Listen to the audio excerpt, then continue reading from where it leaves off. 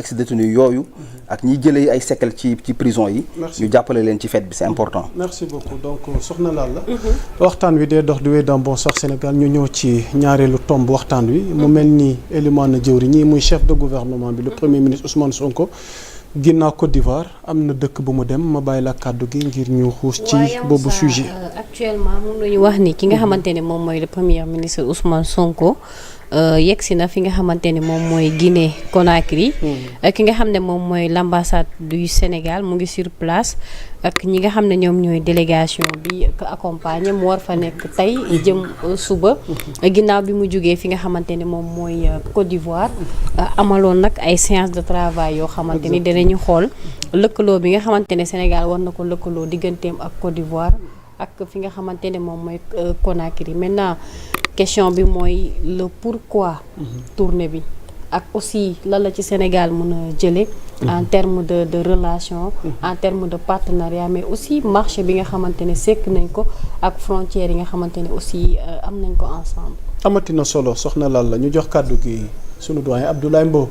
La visite d'Ousmane Sonko chez les Guinéens seeti na Doumbouya. Encore une fois périple sous-régional. Par rapport ak voyage bi mu njëkk a def Côte d'Ivoire mu nekk un voyage de travail. gis nañu ni li mu fa jëlee entre Sénégal ak Côte d'Ivoire am na solo. et war a dem Guinée itamit war fa lëkkaloo ak njiitu réew ma waxtaan ak moom. si loo xam ne dox na suñu diggante ak Guinée encore une fois mu nekk ay relations yu anciennes bu jógee foofu war na dem feneen je crois bien que c'est en Sierra Leone. C'est toujours en Afrique de l'Ouest. Et je pense qu'aujourd'hui le Sénégal a un rôle majeur à jouer pour véritablement la pacification des relations entre ñun ak li des si véritablement Afrique de l'Ouest. fépp fu Sénégal war a mën a dem en Afrique waxuma Afrique de l'Ouest fépp fu mu war a mën a dem en Afrique pour mën fa wuti partenariat et modèle partenariat bu mu munti doon te mu war a jëriñ Sénégal ak askanu Sénégal jàpp naa ni jëwriñ muy président ka ca jiitu ak premier ministre am ak keneen si gouvernement bi ba si DG yi nekk si structure publique yi yëpp war nañ fa mën a dem donc je crois bien que une visite d'une autorité dans un autre pays je crois bien que il n'y a rien de plus normal. Il n'y a rien de plus normal. léegi nag on va s'attarder non ku fa nekk dictateur la ka fa nekk lii la mais ba fa ñuy wax ni il est le président de ce pays là donc c'est pas à nous de dire dëkk ba fii duñ fa dem parce que diw moo fa nekk su doon loolu je pense que lu bari ci àdduna bi doo gis ñu lëkkaloo ak ñenn ñi et je pense que comme nu ko ba dogal doon waxee dëkk amul xarit intérêt la am donc fu intérêt Sénégal te nekk te ñu war fa dem je pense que war nañ fa dem jëli ko ba pare nag comme on le dit ça permet d'anticiper sur certaines crises également parce que nous sommes dans une zone boo xam ne elle est en crise permanente marquée par des coups d'État autant militaires que constitutionnels. Exactement. Parce que les gens insistent beaucoup sur les coups d'État militaires alors qu'il y a beaucoup de coups d'État constitutionnels en Afrique.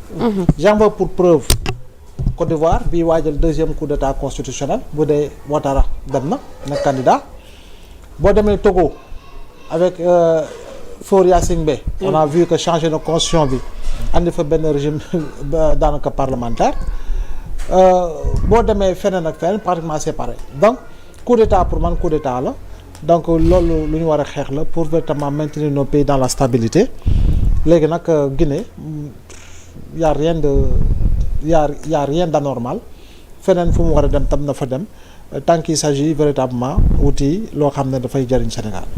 C'est important. Alors Abbas Sow par rapport à la visite de notre premier ministre mu mel ni souvent visite yi ñaar a koy tënk donc amitié ak travail yan retombées lañ ci mën a séntu ne ko laal la waxee. ci diggante ñaari réew yi. travail. waaw diplomatie. da nga wax amitié travail. Dans le cadre de la diplomatie. ma tegal la ci. diplomatie macha allah.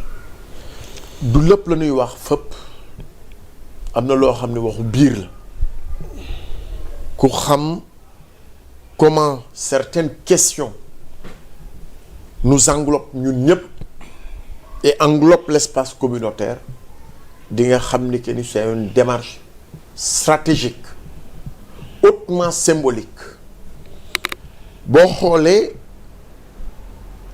président Bassirou Diomaye Diakhar Faye bi mu toog ak léegi il a plus privilégié les visites dans la sous-région que les visites hors du continent loolu dafa am symbolique bu muy indi nga gis suñu digganteeg Mauritanie gi dem na fa ci diggante gi xanaa lu toll ci ñetti yoon d'affilée bi muy soog a toog dem na fa en visite mu demaat fa delluwaat fa. bu mujj gi mooy bi muy dem visite yi fi nga xamante ne moom mooy site pétrole. GTA. mu dem Gambie dem Guinée-Bissau. loolu tamit dëppoo tànk yi nga xam ne Ousmane Sonko mi ngi koy dox en tant que premier ministre. parce que dafa am beneen rôle boo xamante ni moom mën na dem pour consolider mën na dem pour apaiser mën na dem aussi pour revoir cette scission bu am dans l'espace communautaire parce que bul fàttee loolu frein la bu mag a mag c'est une épine bu rëy bu nekk ci tànku CEDEAO qui pour régler ça kan dans la sous-région gis nañu la division bi am entre ñu jàppee des militaires qui ont pris le pouvoir ak ñi nga xamante ne ils jugent que ñoom ñoo am légitimité du peuple scission boobule nag mënta ñàkk ci suuf ñu mën di am yoo xamante ni dañ ko waxtaan de deux choses l'une soit pour que ñi nga xam ne dañu créer AES ñu delluwaat dans l'espace communautaire trouver waat toute leur légitimité ou bien ñu nekk de manière séparée mais que chacun respecte l'autre dans ses décisions. Mais l'un dans l'autre dafa am défi yoo xamante ni ñun ñëpp ñoo ko partagé muy le défi sécuritaire tey Afrique surtout ñun bu ñu dee wax on a benn problème bu mag te tey ma dégg le général Meïssa Ndiaye l'ancien aide de camp du président Macky Sall génn def ci benn sortie bu am solo. Il a alerté face au conflit djihadiste qui guette à Galil notre territoire. Très bien. Donc c'est une ceinture de sécurité boo xam ni aucun pays n'est épargné. Parce que les djihadistes santuñu Jaxumpa santuñu Puy santuñu beneen sant intérêt la ñu am bu ñuy tirer xooluñu identité bu ñuy def xooluñu identité donc pour man c'est des questions d'enjeux yoo xamante ni ci suuf war nañ ko mën a waxtaane pour trouver des solutions beneen question d'enjeu bi c'est l'intégration.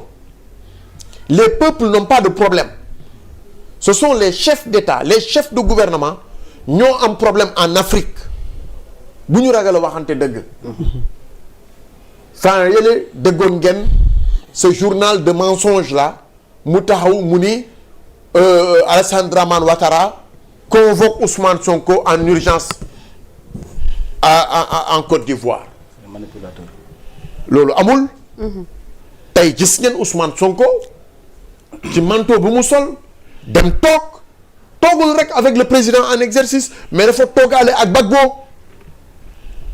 symbolique boobu li muy wone c'est que Sénégal aujourd'hui dafa jël posture am en tant que État républicain ay jeunes jiite réew mi ba pare am une vision de fédération comment nag y arriver je pense que c'est le grand défi tey jii li grand laay wax mooy dëgg toutes les crises constitutionnelles moo waral les prises de pouvoir militaire toog ba ñu ne la sa dem suba la nga ne damay tripatouiller constitution xool la neex nga dugal damay éliminer un candidat notre compatriote Thiam dal na ko en Côte d'Ivoire Tidiane Thiam est-ce que cela peut prospérer au moment où l'Afrique se cherche? Je pense que l'Afrique a trouvé sa voie. Afrique gis na buntam léegi nag pour que buntu bi ñu mën a ànd ubbendoo ko il faut que mu am benn dynamique unitaire créer et redynamiser la ZLECAf nga xam ni que ni dañuy am un marché boo xamante ni du am barrière réew yu mag yi yëpp développé noonu la ñu jaar développé we Union européenne boo gisee ñu wax ils ont créé un marché boo xamante ni c'est des centaines et des centaines de millions de consommateurs loo bay mu jar loo jëmbat mu dund nag dafay jógee fële dugg fii avec une traçabilité QR code yeeg yooyu mais ñun Sénégal boo gisee ñu am problème dans la production dans l'écoulement de nos marchandises c'est parce qu'on n'a pas une intégration commerciale. Exactement. diggante Mali ak Sénégal ñëpp a ngi jooy corridor bi lu jógee Sénégal bëgg a dugg Mali boo otul da ngay mel ni kuy jéggi siraat lu bëgg jógee Sénégal bëgg dem Burkina da ngay mel ni kuy jéggi siraat et cetera donc je pense que c'est autant de questions d'enjeux yoo xamante ni il faut que ñu régler ko. Merci beaucoup. ba pare je pense que Ousmane Sonko tànk yi muy dox dafa dëppoo avec la vision bi nga xam ne moom la Sénégal et Afrique du souhaiter avoir une Afrique unie avec des leaders très au fait des questions et des enjeux de développement économique et social. Je pense que la voie elle est tracée noonu mu ko defee Guinée noonu la ko defee tey jii fi nga xam ne moom mooy Guinée Conakry demoon na Guinée-Bissau pour apaiser le climat social entre le Sénégal et la Guinée ci problème mu Casamance bi donc je pense que suñu continuer démarche bi dinañu gis ni que ni ils auront à peu près un bon maillage pour que ñu mën a enclencher le développement économique et social et l'intégration des peuples africains. C'est important surtout le cas de la Guinée-Conakry ndax yàggul dara fa laa jóge et que demam gi dina stratégique trop. ci lu bëree bëri ku ne xam nga le contexte actuel de la Guinée. ci lu bëree bëri prise du pouvoir avec la transition. Absolument. Et que mandat de transition bi. te léegi ñu dem élection ñoom it. Ah voilà, il faut rétablir l'ordre constitutionnel. Absolument. Alors qu'il y a une opposition guinéenne qui est là Doumbouya mi ngi ci ay pexe. pour xool naka le peuple bi jéemee xool naka la ñuy organiser faisabilité élection yooyu. mais c'est ñoom itamit li ñuy ragal. day mooy ndax dina présenté wum déet. day présenté wu. te alors que mais.